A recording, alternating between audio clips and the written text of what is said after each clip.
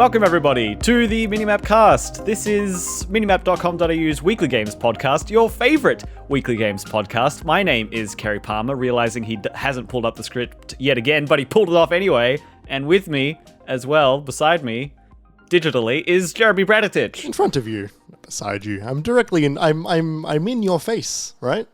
You're in my face, but to the viewers, you are beside me. We are beside each other. Yeah. Hang on, we could high five if we wanted to.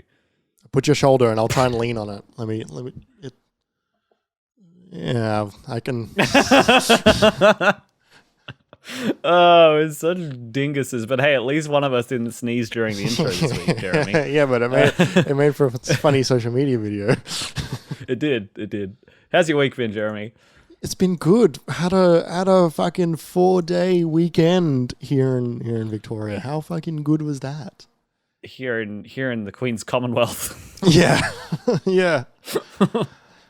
Thanks, Lizzie. Yep, surprise public holiday on top of a sports public holiday. It was a very strange week.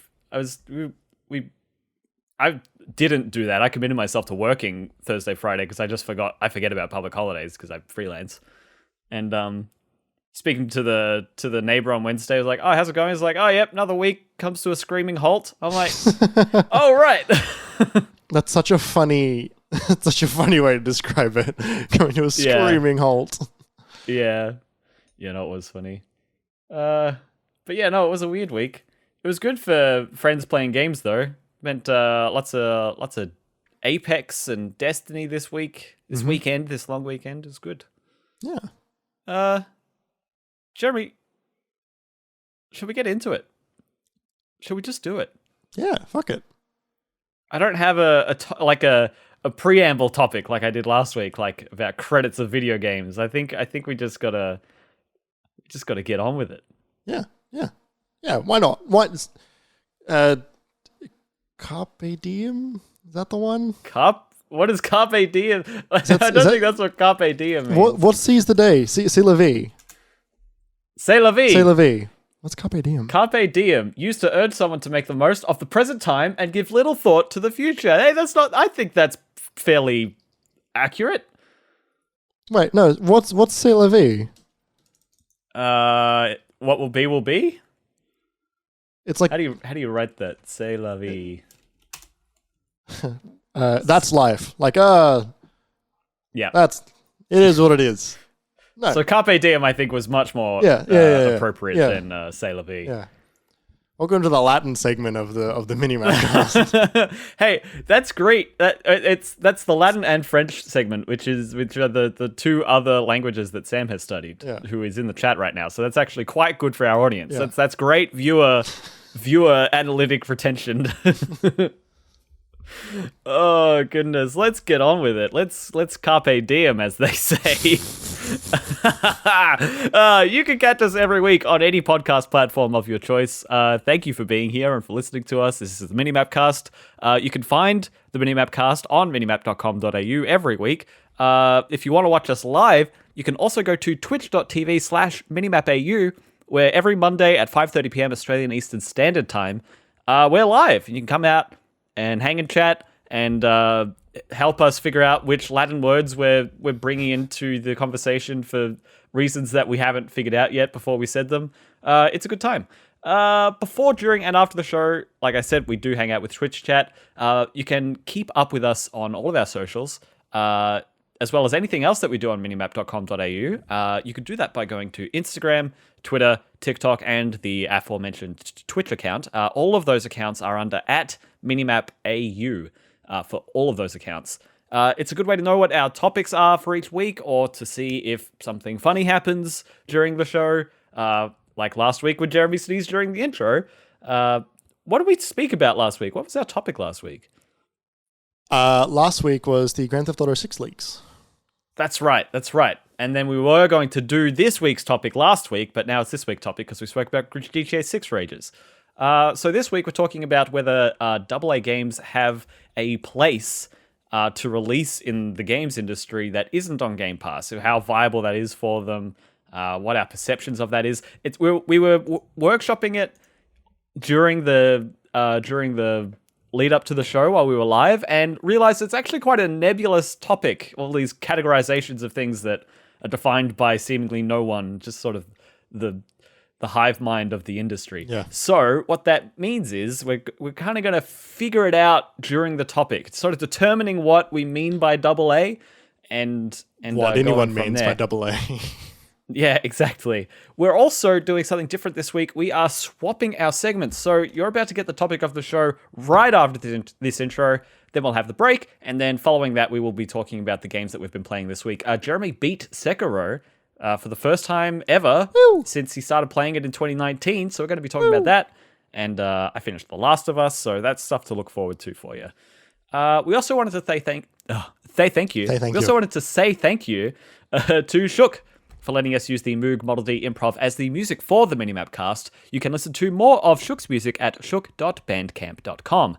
Lastly, if you want to help keep the lights and mics on, you can throw $5 our way and become one of our patrons. It helps us to continue to do this. You can ask us questions to answer on the podcast, and it's as cheap as a latte with oat milk. You can do that by going to patreon.com/minimapau. I don't know if you noticed, Jeremy, but I'm getting more of that is imprinting itself on my brain. Nice. That I started looking away from the script just then, even though I had it in front of me. Well, that's good, because there will be a test after the show. What is the seventh sentence in the... So yeah, we're gonna do this new segment idea we've had. Rather, we're gonna do this new segment order idea that we've had. And we're going to talk about the topic of the show now. The way we have this written, in terms of its headline, is, do AA games only have a space to release on GamePass? It's an interesting topic, and, you know, it sort of speaks to how disruptive, I think, the subscription model has been to the games industry in the last few years. That kind of, I mean, I think most... people in the industry say it's been quite positive, but it has led to some changes and is leading to some long-term changes that are happening along the way. So it's a bit nebulous. Because of that, we've got a few subheadings here. The first one is, what even is AA? And what does AA mean after the rise of the indies? It's weird, right? It's an interesting topic. Yeah, it's weird, I think, for two reasons. One, because, like you said, that like GameSpace has come in and sort of... Game Pass has come in and sort of just like, you know, really, really changed the way games are both being sold, like in terms of like the literal way someone who is releasing a game will try and market it to someone who is going to buy a game. But also, like, the availability of it is just so extreme that, you know, from what we've seen, like, I haven't heard anything otherwise, really. And, like, I'm waiting to hear it, because there's no reason for this not to come out. But I'm waiting to hear someone say, like, yeah, I lost money by releasing on Game Pass. But it's, I mean, the only way we've really heard that is I lost money by releasing on PlayStation Plus. And even then, we only really heard it once. I don't even remember what that was. What? So that was Lorne Lanning coming out to talk about Oddworld, how because they did a deal for X amount, but because the PS5 had such high demand after it came out and had so many downloads, they actually got a pretty small amount in comparison to what they, into how much traffic they did. And they were like, oh, we probably actually lost money on this. And look, Lorne, I don't know many people that were really interested in Oddworld to begin with, to be quite frank with you. So we don't know. Look, he probably knows. He definitely knows more than me, but also I don't know if like that was maybe like an excuse to sort of get people to be a bit more on his side. But like, I don't know, that Oddworld game wasn't very good. Did you play it? Yeah. Oh. Yeah, so and so we've not heard a negative, I have not heard of an overwhelmingly negative story coming out of Game Pass in terms of launching on Game Pass at the same time as launching elsewhere, which leads me to believe that launching on Game Pass, the deal that you do with Microsoft to launch on it is favorable for you, which means that there is suddenly a different market has appeared, right? This market has really, we think, helped the AA space find a place to sell, because trying to not be a big studio where you can do a gigantic marketing push with 100 million influencers and being on stage at E3 and, you know, getting your ad on the TV screens at your local EB games or whatever. Yeah, right. Like at the Super Bowl, like a Call of Duty. Oh yeah, NBA. yeah, definitely. Right, like it's hard to get your game out there sometimes, even if you're like larger than like just an indie game. So Game Pass, being you don't have to pay any extra money to just play this right now, is a really good thing to want to market towards. Who are those people that are doing that? Right? Who is the AA space? Yeah. This is what we're gonna define it. Yeah, totally. It's funny. Sam is asked in the chat, was AA a term used prior to indie? And I think, yes, that is the case. Like, the term of, like, AA and AAA games is it's quite a dated terminology, I want to say. Like, it's from, like, pre-internet era games... AA, was it?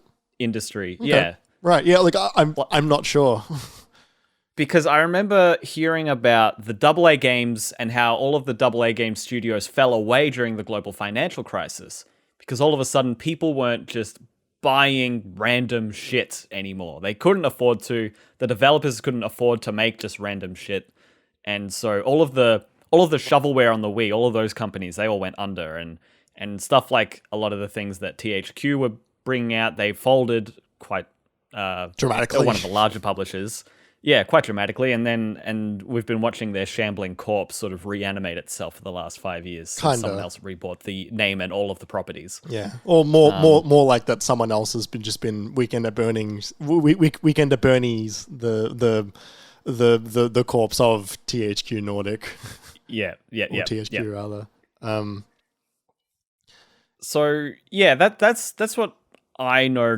That's my earliest recognition of what a AA game is how they all fell away during that time. And it was not long after that time, it was during the aftermath of the GFC, that we started to see the rise of indie games, where people could just, you know, we had online infrastructure become a much bigger deal as part of the Wii and 360 and PS3 console generations. Steam became much more valuable and valid of a ecosystem that people could use, even if you weren't a game made by Valve software. Yeah. And yeah, all of a sudden the barrier to entry became much lower for just anyone to put their game out there. So now we start to look at weird things, right? Because we've got all these indie developers, right? They may be working with a publisher, but you know, sometimes they're working out of their own house, or they own like a studio room in like a shared office space similar to the arcade in Melbourne. Rest in peace. You know, those... Pardon? Rest in peace. Yes, rest in peace. There's no replacement for it yet? No. There won't be for quite a while, I believe. That's my understanding. That is very sad. So yeah, the line starts to get blurred, because all of a sudden you have these very, very what's the word I'm trying to use? You have these very successful independent developers going to established publishers like Devolver Digital, or sometimes even EA and Ubisoft, you saw with their originals. And all of a sudden you're looking at something like a AAA publisher working with an indie developer. So it's not a huge team, but it's got money behind it and resources and know-how. So does that make it AA? Or is it like just sponsored indie? Or like... Yeah. Or is it like mini AAA? It's like lowercase A's? as opposed to uppercase A's. Like, that vine of the dude at the battery, like on the battery shelf in the supermarket, and he's like, and he like as he gets to like the AAA batteries and the quadruple A batteries. Yeah. Yeah, like so it is hard to draw that line, and I think that look, there's a lot of terrible terms in the games industry in terms of like this doesn't really mean anything. I think that the genres in games is already fucked, but like in terms of just that describing the genre of a game, maybe describing a mechanic is a terrible way to describe a game. And this classifier also is getting worse and worse as the term triple I exists and the term quadruple A also exists. These are both two dog shit terms, and anybody that uses them unironically or without any hint of this is dumb is very, very silly and very marketing. Yeah. I'm firmly of the opinion that that games actually don't exist in, like, if anyone has called themselves anything like that, that game actually doesn't exist. Like, we've never actually seen a quadruple A game. We've just seen a lot of announcements of new studios starting to develop quadruple A games. It's like, all right, good luck to you. Skull and Bones is the first. And if that ain't a red flag... Is it actually? Yeah, yep. Ubisoft calling that a quadruple A game. Is Skull and Bones a quadruple A game?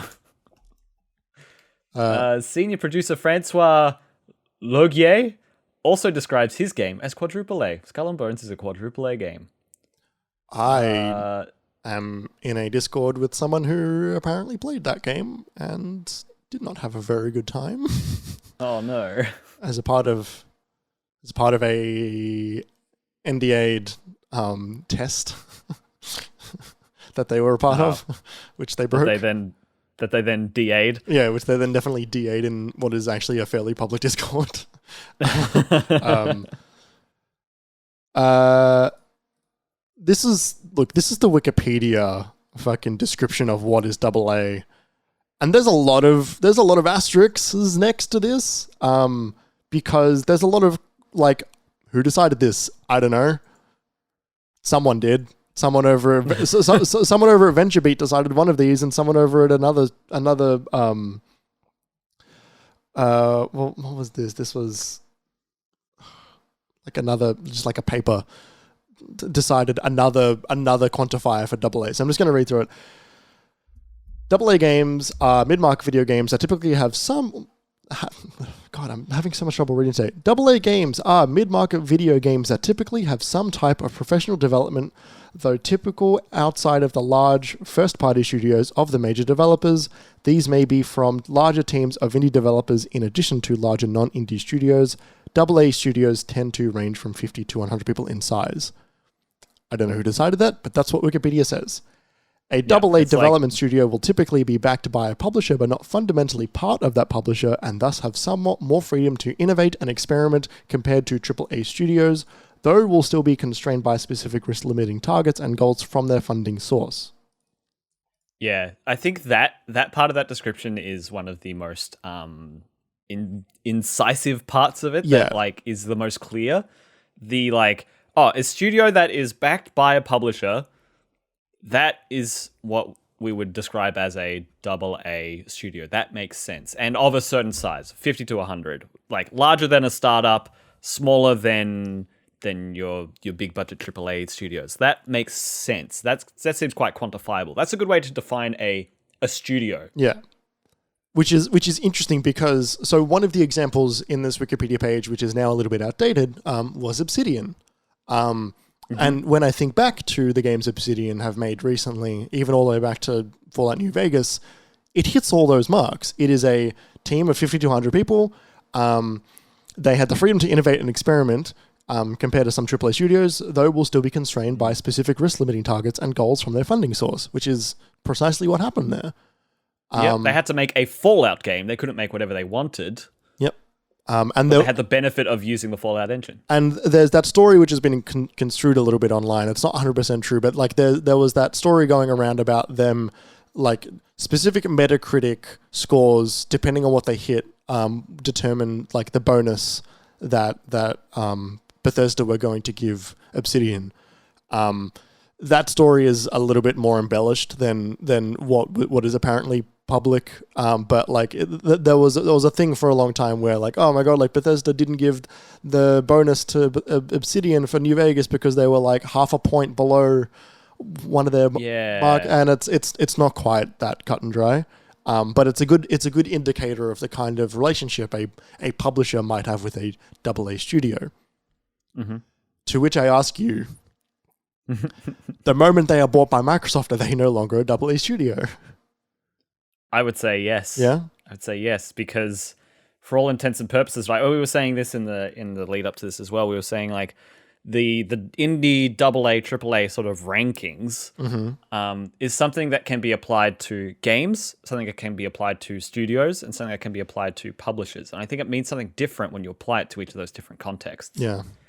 So all of a sudden, it's like, a studio that is independent, tied to a publisher or working on a publisher's IP. Right, so Bluepoint Games until they were acquired, or Housemarque Games until they were acquired, or Obsidian Games, like you said, until they were acquired.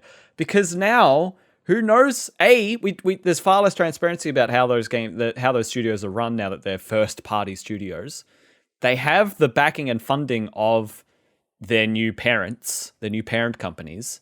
So who knows whether that means upsizing, whether that means, they get to use new tech, they get to borrow tech from other studios.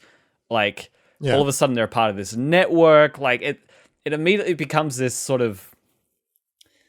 I would say as soon as you become a first-party studio of a large publisher and system owner like that, no, you can't be called AA anymore. You may release games of a AA scope, but in terms of your development size and the developer teams, I would say you can't define them as AA anymore. They're not funded in a way that is like that. Yeah. Which is interesting because my immediate thought then went to Bithell. And Mike Bithell. Yeah, and his studio, which is definitely less than 50 people. I think it's pretty safe to assume. I think so, yeah. But it's probably 1 to 2 dozen. Yeah, no, I'm sure there's a group of people, I'm assuming, that are working there. I also think of someone like Supergiant behind Hades and Pyre.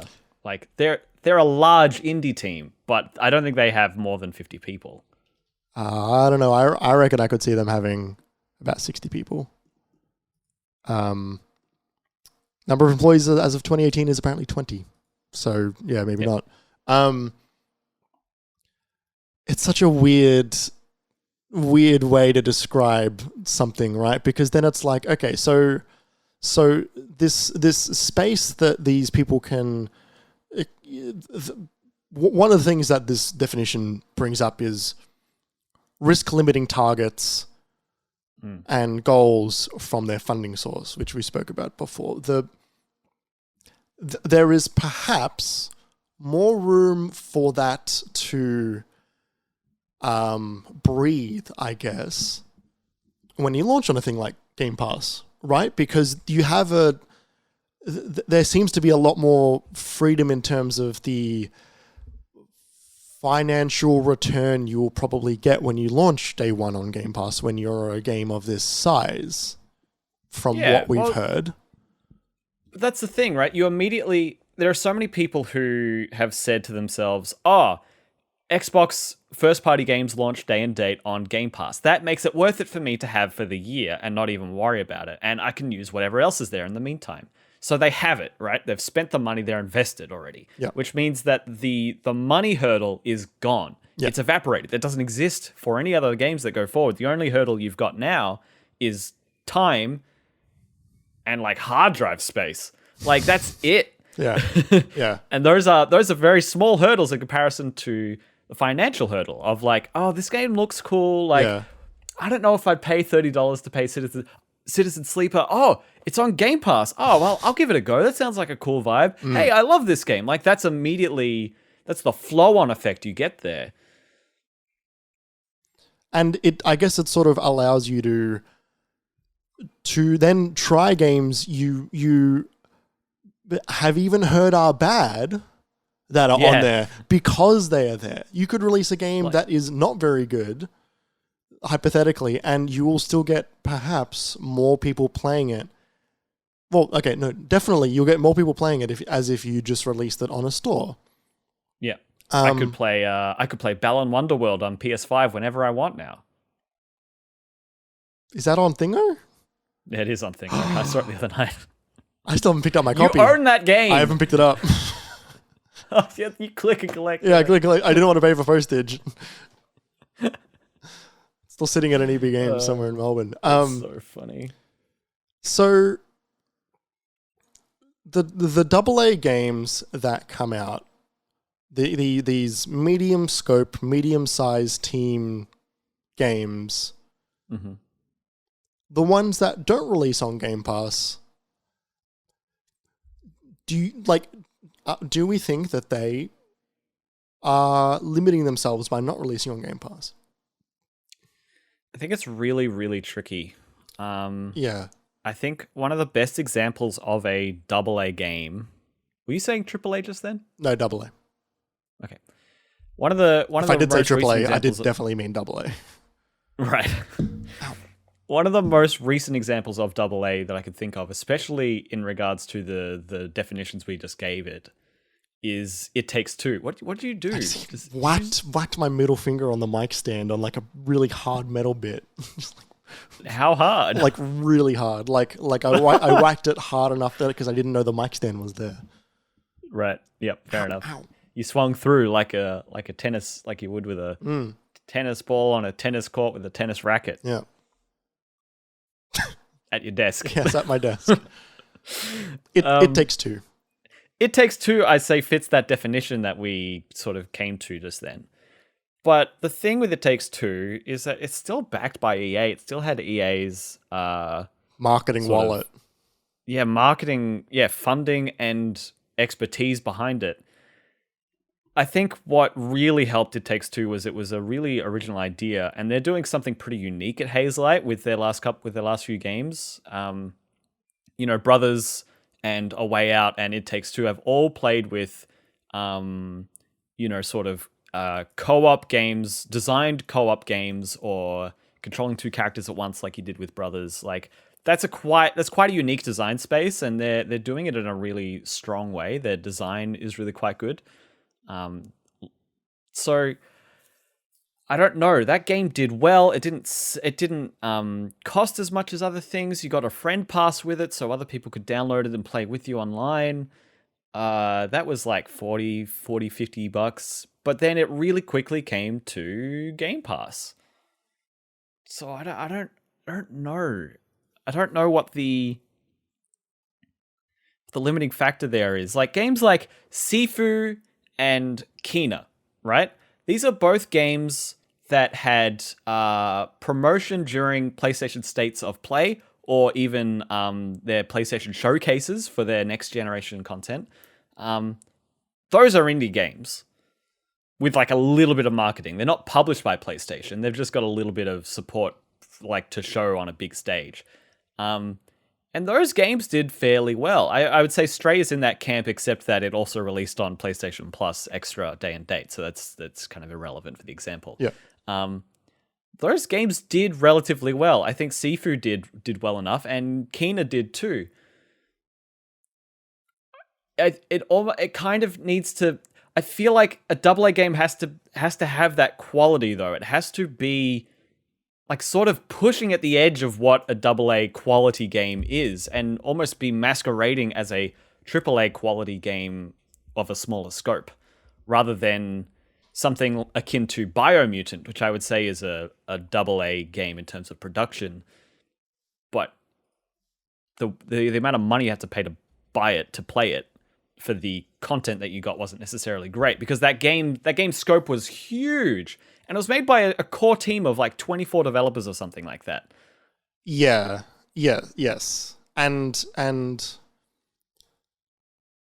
it's funny as well because THQ Nordic has this, like, you know, they have less money and less pull in the industry than a Ubisoft and an EA, but they're the same type of company.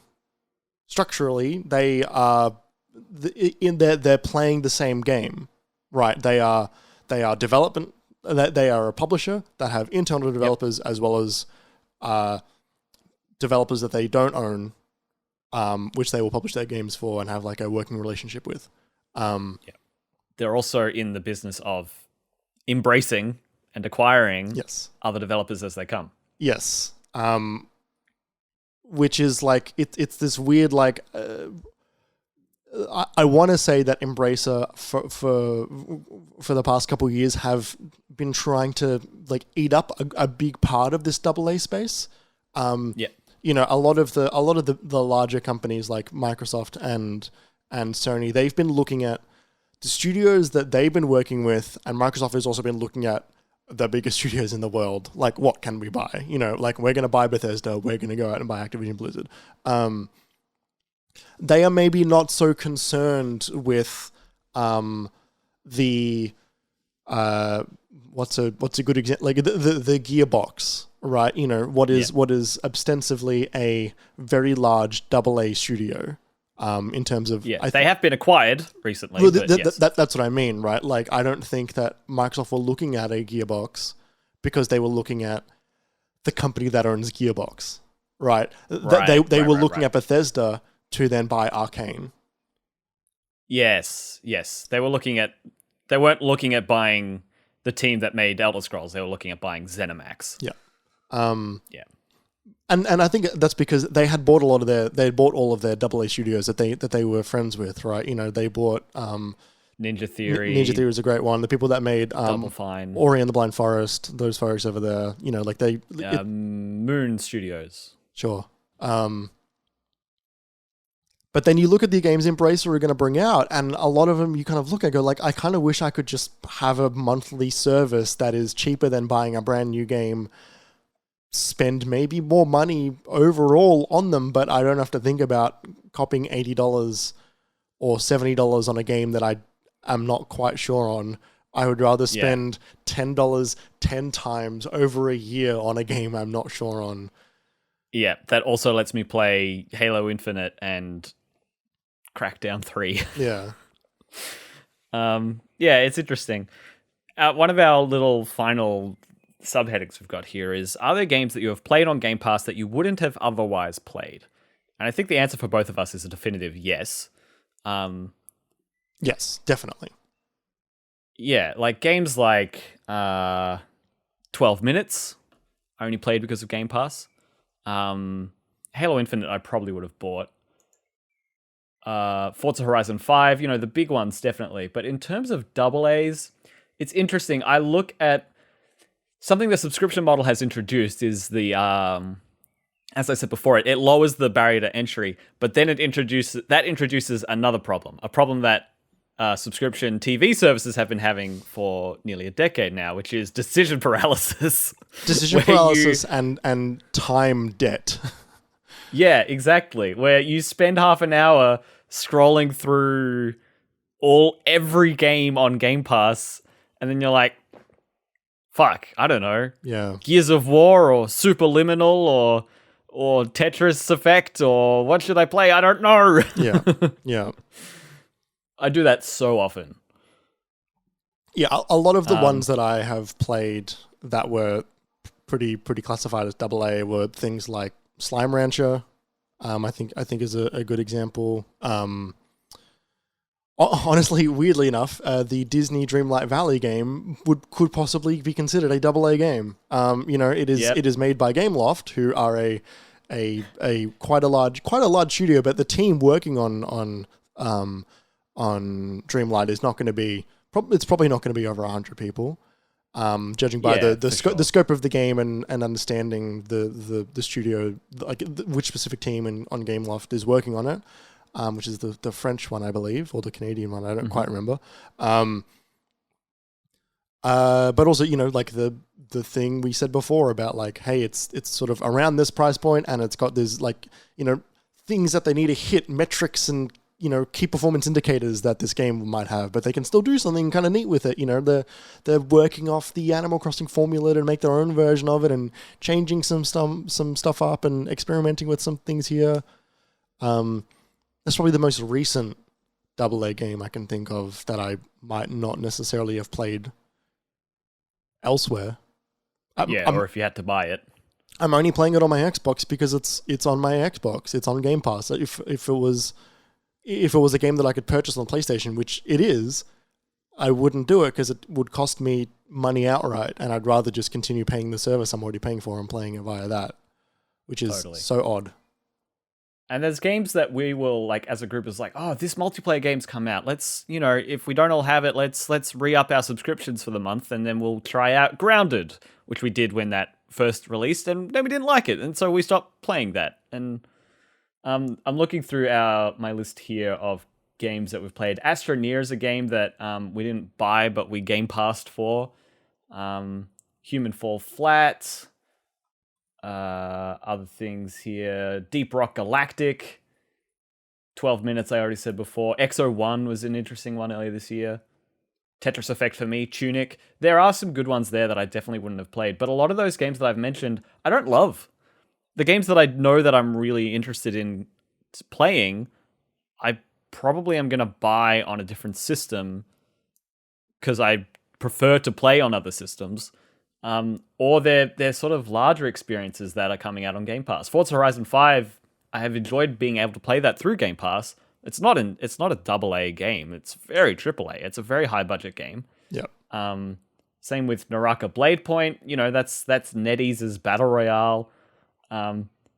Saints Row is an interesting one. Came out earlier this year. I haven't been able to stop thinking about it through this entire conversation, but I haven't been able to work it out because it is definitely larger than a AA game, but it was, I feel like maybe it's just... It's like quality level. Yeah, like the quality of the game is just not quite AA. Not quite AAA, and it's... Yeah. But it's a franchise that used to be definitely a AAA franchise, but also it being a THQ Nordic joint now at this point has sort of brought it down a peg, and I think because their quality level overall... Quality levels, maybe. I mean, their execution. Yeah, I guess it always feels kind of funny. There's always just something a little bit different about it.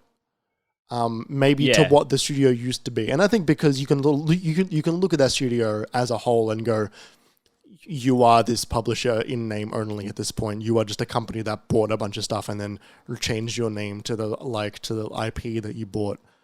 But it's still odd. It is odd, yeah. It's the most in-between game I've seen in a long time. Yeah, because it's releasing at a AAA game price. It's got the funding of a AAA game and the marketing behind it. Yeah, the marketing AAA game, definitely. But yeah, the execution on it, the way it felt to play, it was like, this doesn't feel premium in the way that I would expect and hope for had I paid for it. Not unlike Biomutant. Biomutant is also another interesting one. That one feels like a AA game, no matter which way you slice it. Yeah. It's just that somehow it had the marketing and the appeal enough that they could sell it at a high enough price. And the scope of the game, I think, took it there as well. That they were like, you can create your own mutant creature thing with our robust character creator, and the different size of your limbs will make you stronger or faster or something. And it's like, yeah, that's a pretty surface level stats thing, and you can breeze past that pretty quickly. And it's like, the things to do weren't that great. The combat wasn't that great. Yeah. The narrator being the only voice actor in the game was really strange. But it was a frugal move to do, right? They couldn't voice all of these other gremlin-y things, so they had British guy wake up in the morning and go, the Pimple Bomps from the before time used to use this to send ping pongs from their dish radars. Like, yeah, that game That game was AA in everything but name. Yeah, right. Yeah, I mentioned Saints Row before as a AA game or a AAA game. It's important to remember it's not on Game Pass. Yes. I think it will be within the near future, but it is not currently. But a lot of the Play On games, I feel like they haven't really been coming to Game Pass.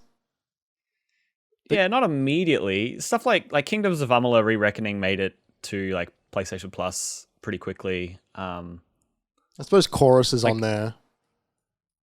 Yeah, Chorus. Like it's the kind of thing they won't go there immediately. They won't release day and date there, which makes sense. They don't own that service.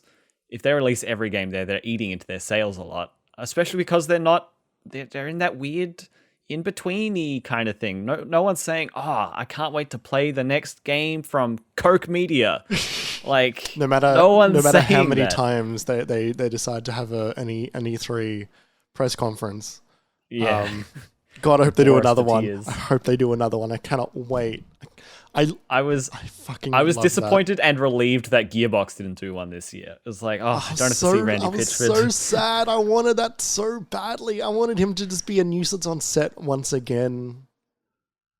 Ugh. Yeah. So, Jeremy. Kerry. We're at the end of the topic. Do we have an answer? I ask the headline question, the top line question again to round us off. Do AA games only have a space to release now on Game Pass or PlayStation Plus? I think the answer is no, but I think the answer is no as long as you are being published by the Embracer Group or higher. Yeah, as long as you're being published or promoted by a big company. Yeah, like it's the kind of thing, you have to be a quality AA game to break through the noise. You can't just be filler. You can't be a stocking stuffer. Yeah. You will not make it if you do that. Especially at a AA budget rather than an indie budget, you will be spending far too much money and it will be very risky on whether you will be seeing any of that come back to you if you're not providing at a quality high enough to gain interest from the audience when they see it and interest from publishers to help you release it. Yes, yeah, like some breakthrough titles. For example, Disco Elysium, right? Like, certainly a larger than indie game, but still definitely not a AAA game.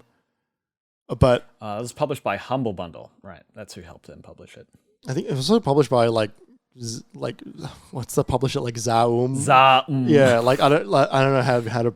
I don't know if that's a word or an acronym. I imagine it's an acronym. Independent game developer and publisher. So, yeah, but they developed Disco Elysium. Okay. It was developed by them as well. Okay, so I guess that is an indie game? I would say this is indie. Yeah, right. Okay. I think I just assumed that it was larger than maybe what it was. Maybe when they got their re-release is when it became more of a AA thing. It's got 57,000 reviews on Steam. Yeah, that's amazing. Yeah. I mean, like, look, the Divinity Original Sin series, Kingdom Come Deliverance, like those games, like Platinum games. The Platinum games, they are the ones that can break through. They're with Square a lot of the time, right? They're with the big publishers. That you need to be with a big publisher, I think, to not have to release on Game Pass if you're a AA game, is my opinion. Yeah, it's too risky otherwise. It's far too risky to be putting in more than an indie team's worth of like effort and money and resources, paying that many people. If you do not have some sort of guarantee that there's going to be an audience for it at the other end, it's a lot. And it just didn't used to be that way. It just used to be that you could, if you were on the shelf next to FIFA and you weren't a sports game, but you were something else and you had like a kid wizard on the front and they're like, oh, that looks cute. Grab. Yeah. You know. Yeah. But yeah, the time of the PS2 and the Wii era is long gone. There were times where we didn't see any AA games. We didn't have AA games for a while. Like I said, after the GFC, a bunch of those studios collapsed. But we only had indies, we had big games, and that was kind of it. Yeah. Until I want to say like 5 years ago. Well, I don't know. Like that's a timeline that is hard for me to just say, yep, you're right, or no, you're wrong too. Yeah, I might be incorrect. Yeah. Well, that was fun. That was very nebulous, and it really pulled from a lot of different threads that are quite like AA is nebulous, pertinent. AA is nebulous, but it's interesting thinking about like acquisitions and streaming services. It's quite a relevant topic for the day and age that we live in. We're gonna go for a break, everybody. Feel free to hang out and chat if you're here with us live. We'll be with you during the break. And when we come back, we'll be talking about the games that we played this week: Sekiro, Last of Us, Final Fantasy X. We've got it all. We'll be right back.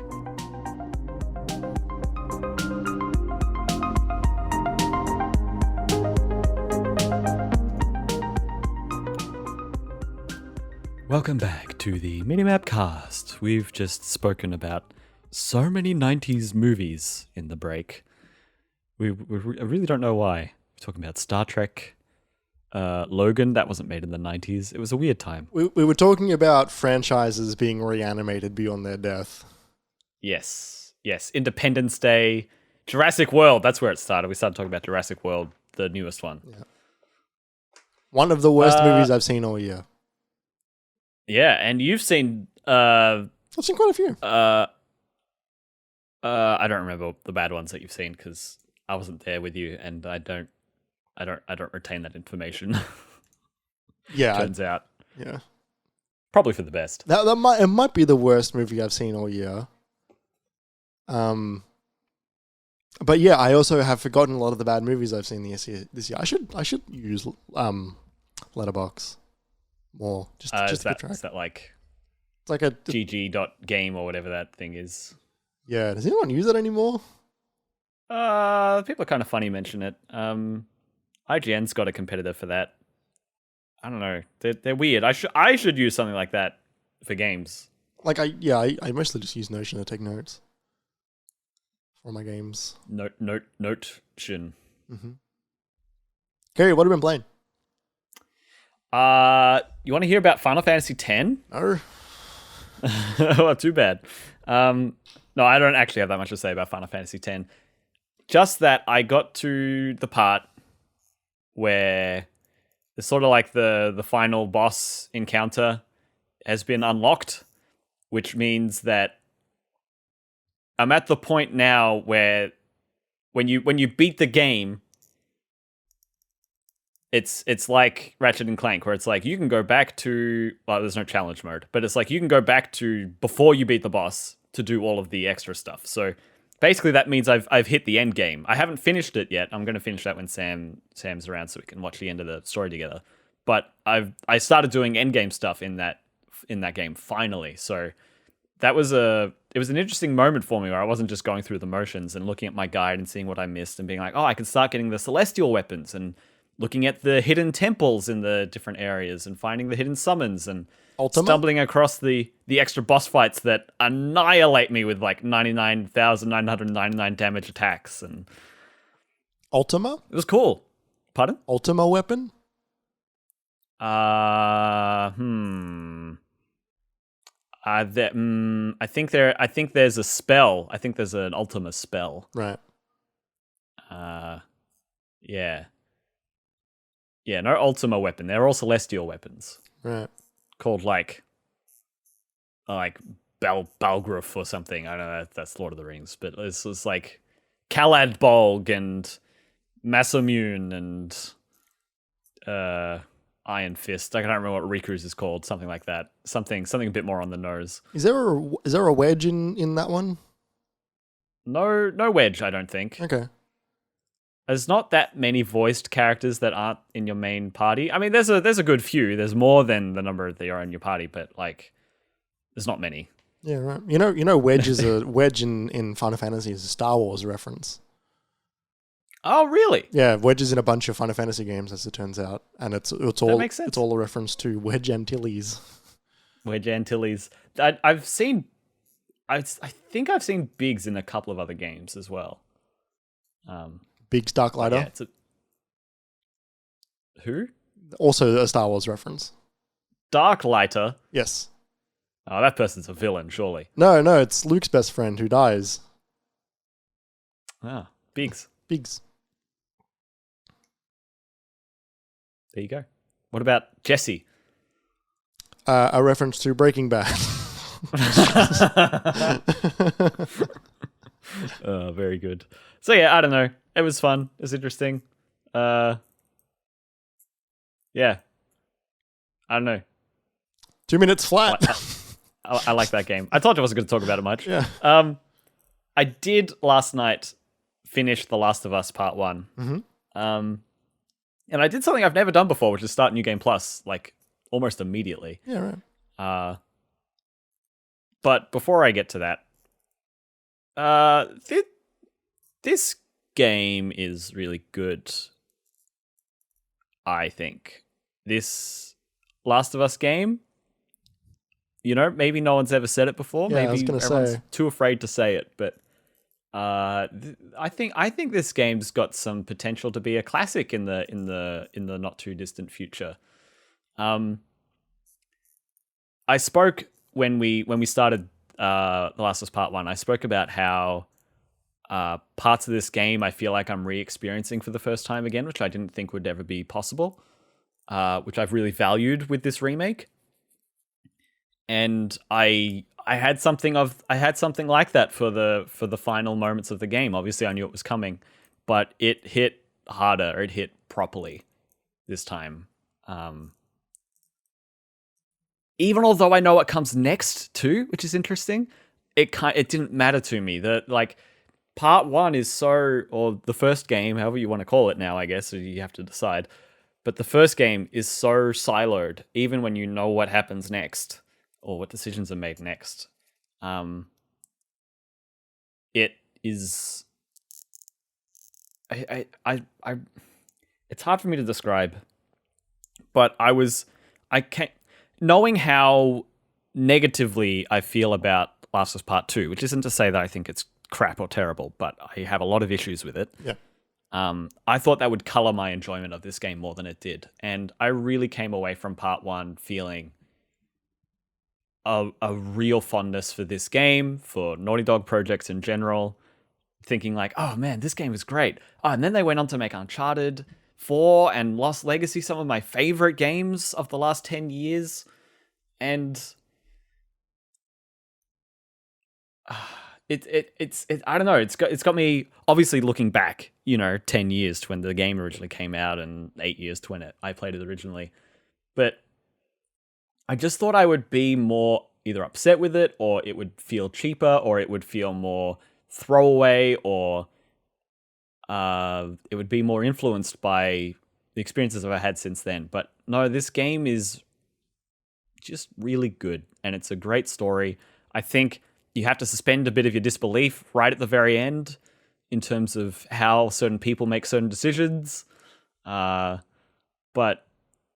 yeah, it's pretty amazing. That game's just great. Did it make you feel? Did it remind you the ending of that game when you're in the hospital? Did you see The Last of Us 2 in there? A little bit, Okay. only vaguely. Yeah, as in not as in because I've seen comparisons and they changed the animation a little bit, but it's by and large, it's not like they're like, oh my god, this is no, you'll kill me. What about my daughter Abby or whatever? Right? They don't do any of that, but it's like the do you see? I think that the surgeon's model is different. Yeah, but do you see the crux of 2 in that moment? Or do you just see it as the ending to 1? Yeah, sure. Okay. But, I mean, I knew going into 2, before I played the game, before I knew the plot, that Joel would have to face the consequences of his actions in part 2. Like, the decisions he makes at the end of that game had to come back around. Yeah. There was no way that he couldn't face some sort of consequence for what he decided to do there. And so that's sort of like a smoking gun that I was already waiting to be paid off before even buying The Last of Us Part 2. As soon as it was announced, it was like, how are they going to deal with the end of Part 1? It's the See, because I actually didn't expect them to be so closely linked.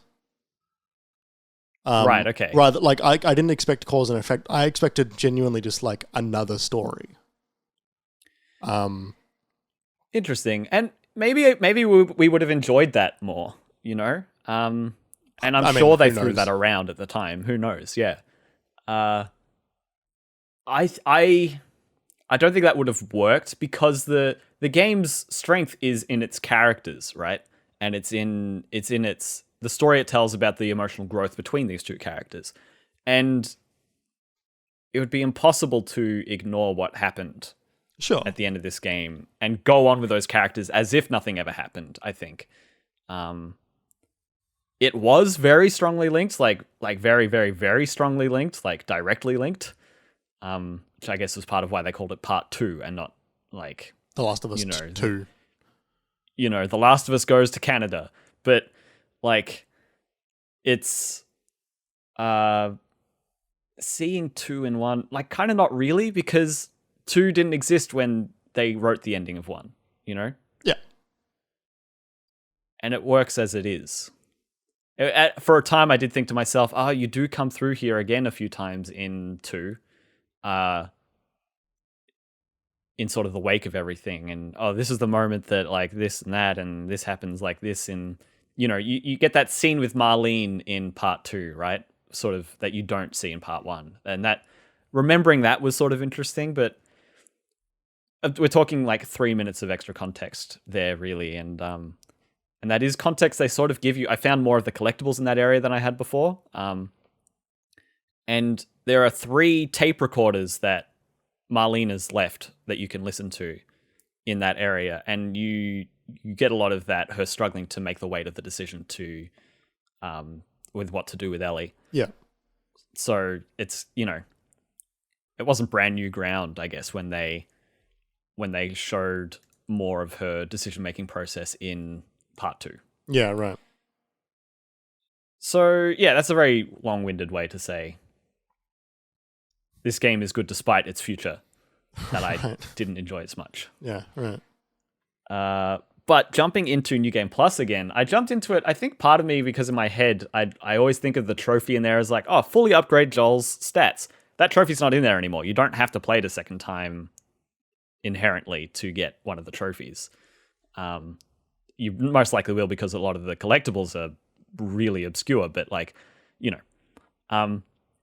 But they've got a different New Game Plus mode in here where it used to be that you just brought through your upgrades. So your guns would be as strong as they were whenever you found them in the game again. Yeah. And Joel's like pills upgrades. So he's like health and like weapon sway and what are the other ones? Like crafting speed. Those would all be the same.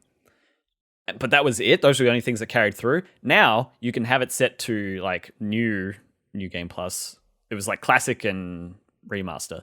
And like the New Game Plus mode that they have there is, you can just pick up all of your equipment. You don't have to wait to get the recipe for the nail bombs. You can just craft those. Yeah. You don't have to wait to find the bow. You just have it when you pick up your equipment like 10 minutes into the game. Yeah.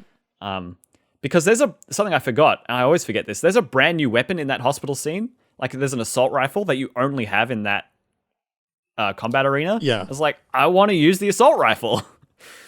So I'm going to, I get to do that. And, you know, go through using the PlayStation cards for where the collectibles are. I still maintain it's one of the best ways to do. It's like super advanced trophy tracking, you know? Instead of it just being like, 88% of Firefly pendants collected, it's, hey, you're missing a Firefly pendant in the area after you leave this building. Like, you could just read a vague description and be like, okay, I know I need to look around here. And then if you get really stuck, there's a video right there for you. I think it's really well done in this game. So yeah. We will see how well they keep it up. What the PlayStation card integration? Yeah. I think them putting it in this is a really good sign. I think they were like, this is going to be bringing in the most people that it can be. I think they're going to try to do something similar for this for most of their first-party studios going forward. Look, you hope. But, if I could, I would give anyone who worked on that a PlayStation accolade that they just removed.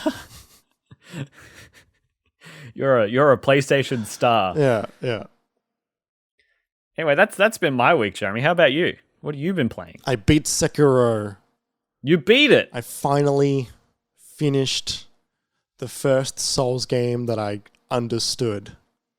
The one that it's been a long 3.5 years, huh? It's been a very long 3.5 years. So I've been playing Sekiro on and off for the past few months. What got me back into playing it was that person who did the blind speedrun. Now, I did not look at that person and go, wow, I can do that. But was that Little Aggie? I don't remember. It was at AGDQ. I'm pretty sure it's Little Aggie. And I was like, wow, that's really impressive. And that's so cool. If they can beat it blind, I can beat it with my eyes. So I went in. So I was like, you know what?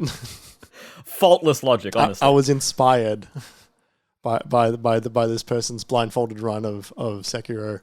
So I think last time I spoke about it, I defeated like the double Guardian 8 fight, and I made a bunch of progress in a 9. I was like, okay, cool. What was next was honestly there was not really a whole lot really left. There was some cool Souls like, hey, like the world has changed a lot now. Like we've changed all the enemies in this area that you've been through a bunch of times. Ashina Castle that you're very familiar with because you keep going back there as like the central location is now completely like being attacked. And it's like on fire and burning, and new laneways have opened up, and you can dive now. And then I went down and I went to the giant lake area, and I fought a giant koi fish, which was cool. Escaped that fight, went forward, did a bunch of other cool stuff, and then I got to the end, the final fight, which is just awesome. I was live streaming it as well, which is really fun because I hadn't streamed for myself in a hot minute. I streamed the fight, and I'm gonna recite to you basically what my thought process was. Right, so I get to the final arena, which I'm just gonna like. Do you recognize that it is the final fight? Do you know that? Like I knew that because like I'd seen someone else, like I'd seen my housemate like fight the final person. I'm spoilers for Sekiro. It is a combination of two characters. It is somebody you fight a few times throughout the game, and then he turns into the very first boss you fight, who is the one who originally like kills you and cuts off your arm. Ishin Ashina. In the same place he does it, which is the tutorial area of the beginning of the game. You go back to that final area, and fight him in what is the closest thing to the Snake Eater fight. From Snake Eater, the boss fight. Yeah, because it's in a field. There's like it's the reeds. There's like the wind blowing through everything. There's like there's the leaves going through, and they are white, just like the thing in Snake Eater. It's awesome. It's such a great fight. Fucking hard, brother. Like so the first phase is Genichiro, who you fight a few times.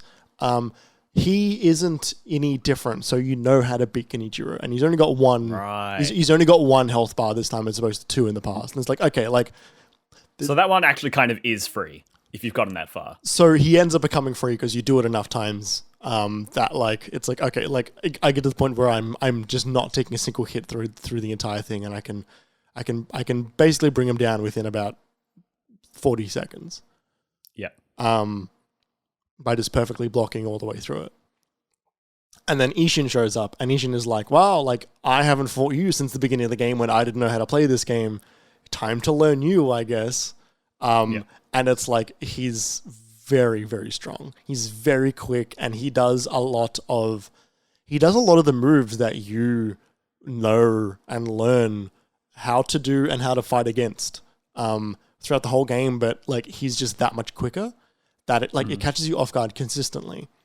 And then in the second phase, he pulls out a gun as well, which is like, fuck. It's like, oh shit. Now he's shooting with bullets as well. Like, fuck. And then... It's like when they introduce guns to Assassin's Creed. It's like, what am I meant to do with that? Yes, yeah, right? And so then that's a whole other thing to deal with. And he's got like stronger swords and all this stuff. And then the final phase is when he is pulling out his immortal blade and is doing...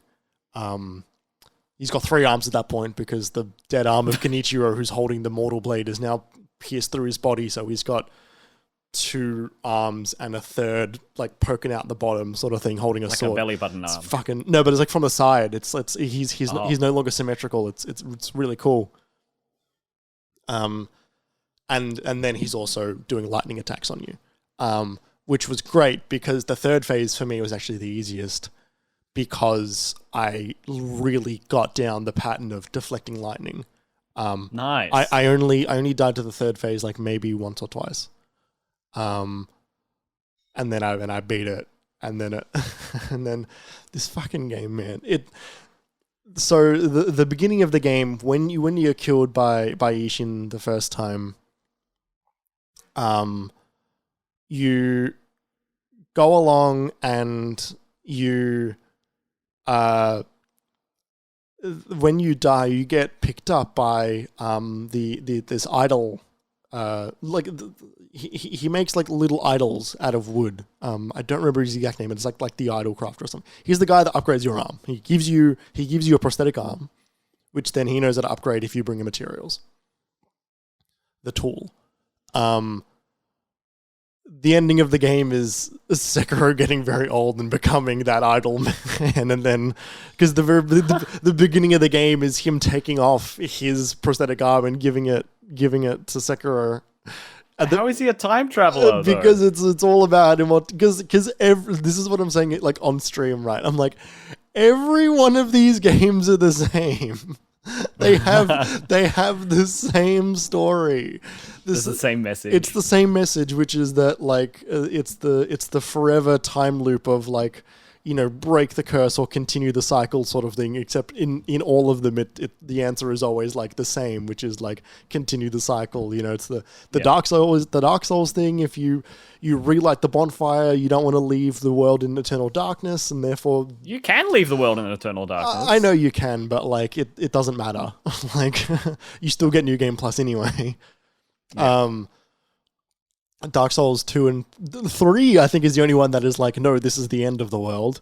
Bloodborne is the exact same thing. Demon Souls is the exact same thing. And Sekiro, turns out, is the exact same thing.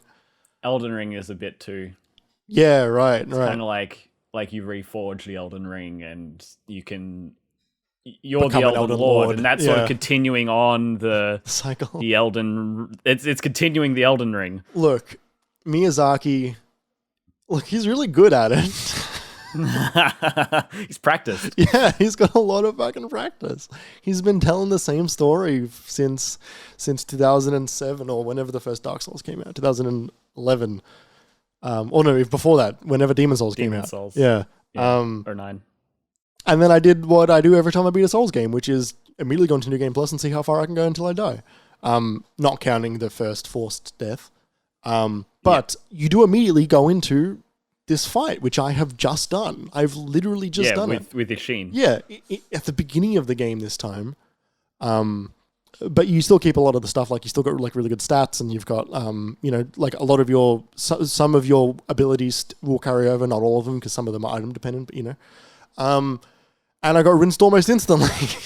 Oh no! I'm like, fuck. Okay, well, like I still went on because you can't win that fight. Yeah. And so I went on, and I got up to anyone who has played Sekiro who is familiar with the first like ogre troll guy that you fight. That fight fucking sucks in New Game Plus because he's got grab moves which fucking auto like attack, like auto aim on you even if you're not there. And they are so the bosses are remixed. What? No. Are you saying that the bosses are remixed when you go through the second time? Like they're not just stronger, but they are different. No. It's the same as the first time you fight him, but his grab moves weren't insta kill moves the first time you fight him, I don't think. Whereas now they are. Okay. And so you just have to hope you don't get hit twice because you resurrect the first time, and it's like, well, that was all of my health. You resurrect, and then you just hope that you're not going to get hit by it a second time before you kill him. Like I was just actually angry while doing that fight. I was like, this is fucking like this is a bad fight.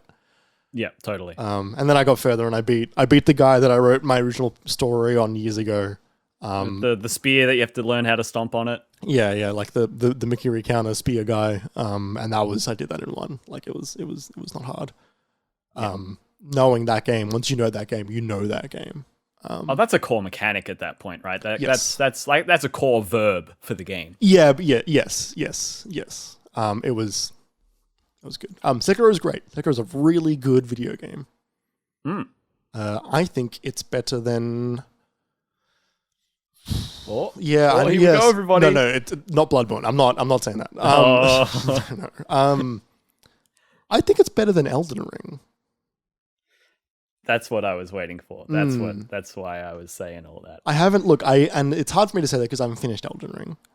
Yeah, and it's hard for me to refute you because I haven't played Sekiro. So we'll just agree to not know. But like I think design wise, Sekiro is so simple. Like in its it does seem quite singular. Yeah, and what it does there, it fucking nails. Like it is a perfect attempt. It is a perfect execution of what it is attempting to do. That's awesome. I recommend, now that you've beat the game, on IGN they put up in March when the game came out, 2019, a video of beating the first boss instead of dying. Unless you want to try to do that yourself, but like instead of dying in that first encounter, like what happens when you beat it? Oh, like I've seen it. Like it. Okay. Yeah. Well, anyone who's watching this, if you're interested, it's a good video. And yeah, it's like the person, like you defeat them and then they just kind of slash their sword and take off your arm, and the same thing happens anyway. But like it's a cool challenge to see play out. Yeah, I don't know. Like when I watched it, I was like, oh, that sucks. Like it's like kind of it sucks that it doesn't change or do anything. But it's a cool fight to watch. I kind of wish you like actually get credits at that point. Like that would like a Fallout 4, like sit at the kitchen table ending. Because like realistically, anyone playing that game for the first time is not gonna win that fight. It's a really hard fight. It is an end game fight that you just get given immediately. Mm-hmm. So it's not gonna ruin anyone's enjoyment if they've only played it for the first time, because they're just not gonna win. Mm-hmm. Yeah, I would like to, I think maybe Sekiro more than any others aside from Bloodborne, I would like to go back and do a lot of the optional stuff.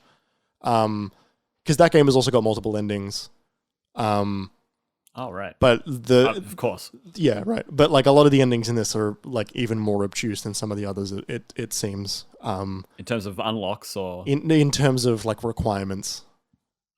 Yeah. Like some of them are like the first thing I heard, because I heard I think people are kind of funny. They returned to it like a year ago in the lead up to Elden Ring, and I think Blessing was playing it, and he was talking about Demon of Chaos a lot. Right. Okay. And so that was the first thing I asked you: was did you did you do Demon of Chaos? Because I knew Demon of Chaos was like Demon of Hatred? really optional and also really close to the end game and maybe harder than the last boss. Demon of Hatred?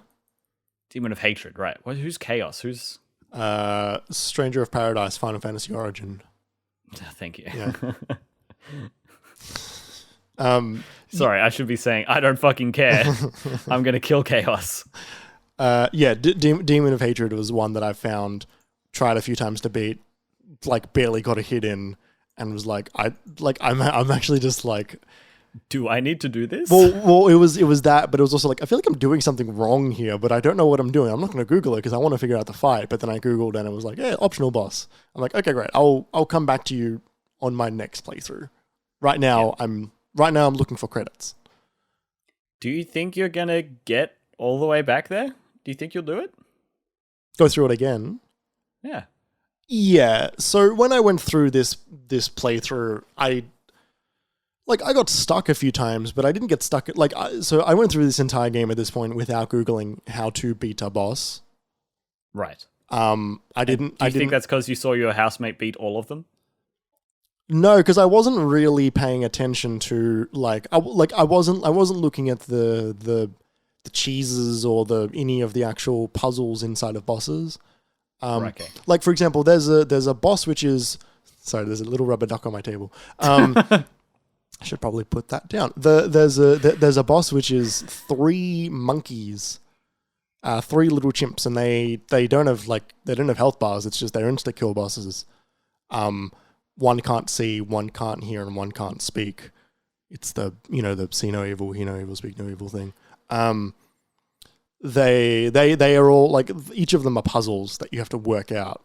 It sounds like the 4 kids go hide on Windfall Island on Wind Waker.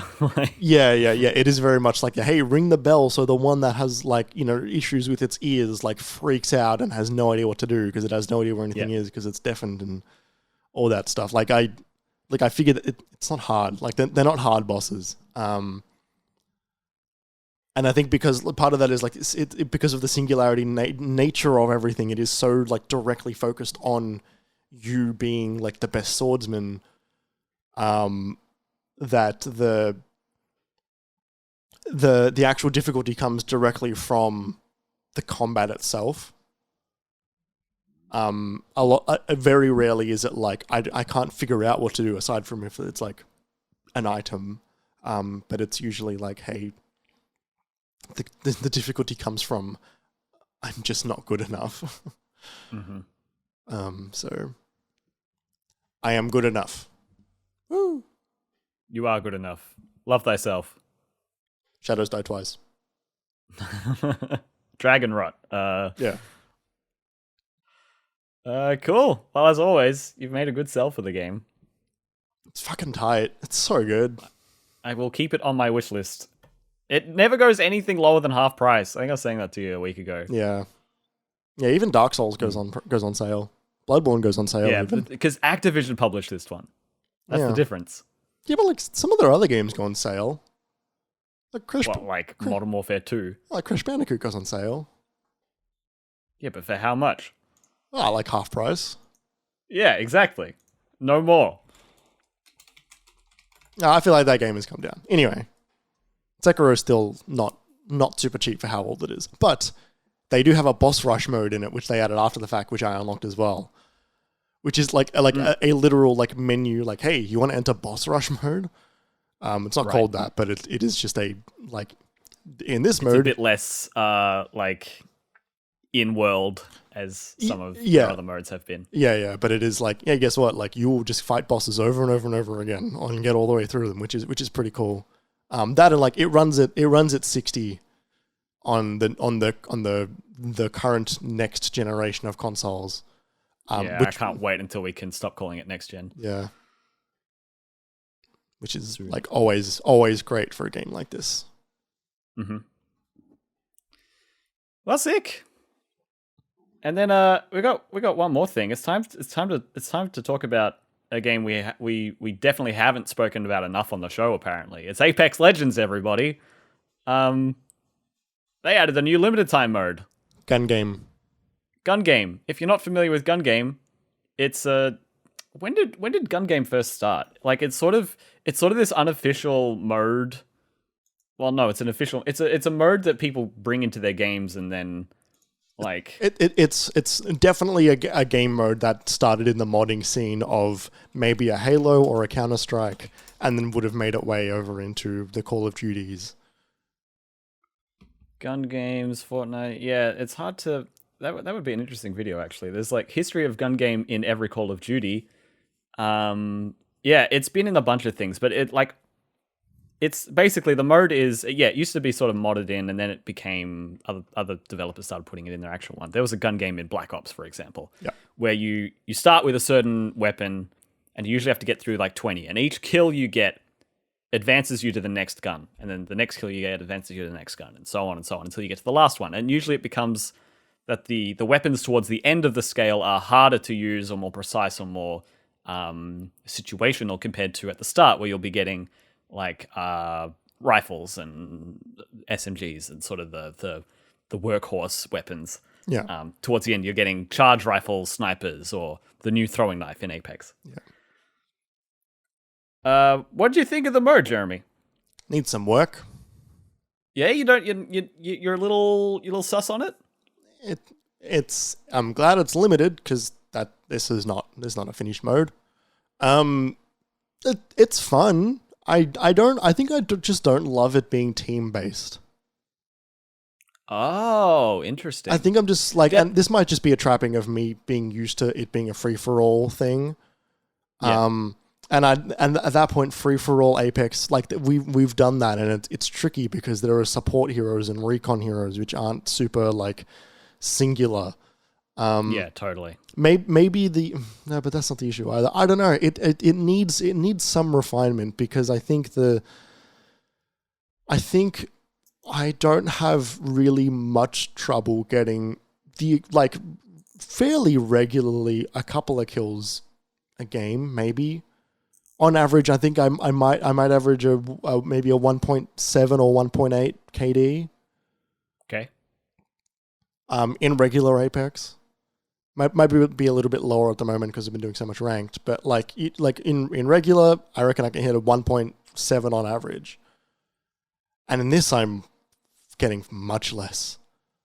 Yeah, I mean it's a totally different mindset, right? It's a totally different mode. You have respawns, and everyone's doing everything, and it's in a small arena. Like it's not Apex as we know it. Yeah, but I'm having trouble adjusting to that, and like maybe the answer is just like I'm just not very good at this game mode, which is like whatever. But like I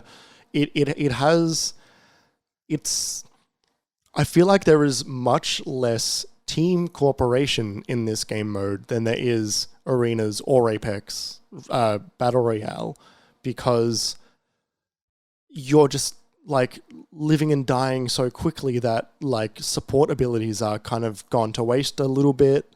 Some of the abilities just don't do anything at all. There's only white shields, so yeah, there's only white shields, unless you get down a lifeline package and you happen to get a blue one. It's a weird game mode because like some of the abilities just don't work in it at all. Loba's shop, for example, has no use. Yeah, it's a good point. It's cool that they can do it. It's definitely thrown together. Sometimes the audio doesn't have any music in it or audio at all, and you're just sitting in silence while you're respawning. And there's maybe not as many respawn locations as I would like in some of the maps. I find myself knowing exactly where the respawn locations are. Not to the point that I'm spawn killing, but just to the point where it's like, yeah, like I'm here again. I guess I'm going to run in the same lane and hope I don't die this time. Yeah. I think I personally enjoyed it. Not in the way that had me like, oh, I can't wait to play the next round of gun game. Yeah. But I did enjoy it. I enjoyed, and I've said this before, I always like wanting to, I've always wanted to be able to engage with the shooting mechanics of Apex in a more casual environment, so I can get more practice at shooting the R301 and get more practice with just more practice shooting, being in fights without it being like, if you lose, then it's back to the lobby. And so that this scratches that itch, and it's the kind of thing where I was like, okay, this is going to play different. I have to adapt to this, and it became very get in people's face mentality, I think, because it's kind of how aggressive Apex works. It rewards that playstyle. Yeah. Let me ask you this, Jeremy. How do you feel it compares against the other limited time mode that was kind of like this, in that it was a traditional first person shooter mode in the control mode with the control points? I feel like that has. I personally prefer gun game more. I think I didn't really like controls implementation. Yeah, I think they have the same issues, but the opposite way. Whereas, like, because the teams are so much larger in control, that once again you don't really have to, like, you can use your abilities at any moment and you're helping someone basically. Whereas in this, it's like you're using them in the hope that you help yourself, and you don't really care about anyone that's around you. You still don't care about anyone that was around you in control, but only because there was always someone around you. Yeah, I don't know. I think maybe they should just try a regular, like, team deathmatch. Yeah, I agree. I think that would be for the best. Like, they have that in the mobile version of the game. And it's pretty fun. Mm-hmm. I think it's maybe more fun as a game mode than either of these. Why do you think they're at this point they must be actively steering away from it? Why do you think that is? I mean, as you've said, the design of their legends has, some of them are going to be at an innate disadvantage to be on their own compared to others. And maybe that's enough reason for them. I think I don't know. I think it's because whatever the next thing might actually be that. I think their next game. Yeah, whatever they're working on next, which is not Titanfall 3. Whatever that next thing is might be a bigger version of that. Maybe, interesting. Like, honestly, maybe like an Overwatch competitor. They could do it. I mean, that game's not team deathmatch. That's all objective based. Yes, but I mean, like, hero shooter competitor. Yeah. Whether or not that is explicitly team deathmatch or not, like that style of like team based attacking. I think that might be what they want to work on next. Perhaps if they've gone this far to not do that, then I think maybe it's because they don't want to accidentally make something that's really popular in their own game and then have to accidentally release a competitor to it. Maybe. I really don't see them making an Overwatch competitor or hero shooter standalone game. That doesn't vibe with what I know Respawn to do. That doesn't really. Yeah, but their last two things they've released was a battle royale and a Star Wars RPG. Neither of them, which is what we know Respawn to do, which is Titanfall. Sure, I don't see a hero shooter. Like, I hardly see a future for Overwatch 2. Like, well, I mean, people are going to play it, but like, I don't think there's much room in that space. Maybe the reason they are not doing team deathmatch is because that's the Battlefield thing, and Respawn are now the caretaker of DICE. Yeah, maybe. It's confusing. Like, whether or not they make a hero shooter or not, like, my meaning behind the reason they haven't done it in Apex is, I think the reason they have not done it in Apex is because they have something else, whether it's in Battlefield or whether it's in their next thing. They have that thing already and they can't encroach in on it. Okay. Because then suddenly EA will have one shooter. Yeah, and their free-to-play game will have a fun team deathmatch mode, and why bother paying for the premium product? Yeah, okay, that does make sense. It's interesting. Add Titans. Oh, fuck. No one wants that. I want that. Nothing in that game is designed for Titans. It would not work. It would make me stop playing the game, or I would just not play the mode. Give it to me. I want. No, you don't want that. I do want that. I like Titanfall. Then play Titanfall. I have, but it's not as fun. It's as the game that doesn't have Titans. Well, it's brown. It's brown, and it doesn't feel as good. Apex feels very good. It is brown. It's a brown, grey, dark green game. Yeah. The day they add Titans to Apex is the day I uninstall it. The day I live. Imagine if you loved it. Imagine if they did that and you loved it. I mean, hey, if they do, then great. If they pull that off, then more power to them and more fun to me. But put Cal Kestis in Apex Legends. Yeah, now you're talking. Get me some BD1 action. Give me some wheeze. Some grease. Wheeze. Give me some cough. Wheezing and coughing. Cough They're Karga. Pokemon, Jeremy. Let's end the show. It's the end of the podcast.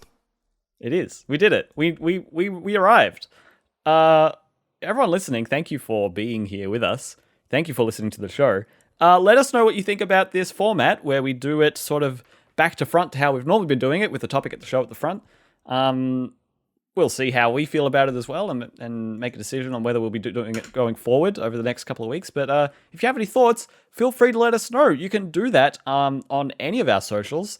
That's at MiniMapAU for Twitter, TikTok, Twitch, and Instagram. We are also on Twitter individually too. Jeremy is there on Twitter at Obi-Wan Jez. Kerry is on Twitter at KJPalmer_24. And you can also head to minimap.com.au for absolutely everything else Minimap related, like the latest episode of The Pecking Order, where we rate and rank the kissability of the Crazy Frog. The Crazy Frog. The Crazy Frog. That's right. The one who's got his penis out. For those of you that are live with us on Twitch, stick around. We're going to hang out in the chat for the post show. For those of you listening later on a podcast service, make sure you give us those oh so tasty 5-star ratings. I decided to Ron Burgundy that one and read what it actually says. It does help us out a lot. It means a lot to us. And consider joining us next week for the live show in the chat.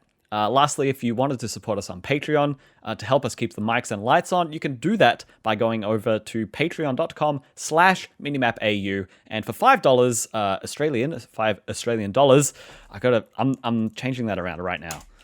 $5 Australian dollars. Is it? As opposed to $5 Australian. Okay.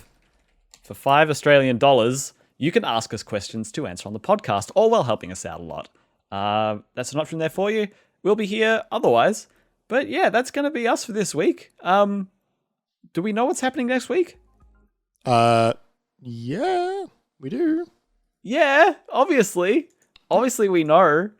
I mean, we know what's coming. We wrote it down. We did. We decided yesterday when we had a big discussion. Oh, we're trialing a new topic next week, a new sort of format. Right. It's called You Can Have This One. We're going to try and come up with our ideal sort of idea for a certain property or brand of what would be a great game under this banner. And so this first one, You Can Have This One is to like the developers. It's like, oh, this idea, this is great. Yeah, you can have this EA, one. Square Enix, you can have this one. Yeah. We're going to be coming up with a hypothetical redo of Marvel's Avengers next week, individually, each. And if you're interested in what we do in the this post show, I'm going to spend some time looking at different templates I can use to make a very over-the-top segment introduction video transition. And I'm going to do graphics. Some graphics in the post show and see how we go. So yeah, that's what you can expect in the post show. That's what you can expect next week. We'll be back then. Until then, hope you all have a great week. Hope you all stay safe, and we'll see you next time.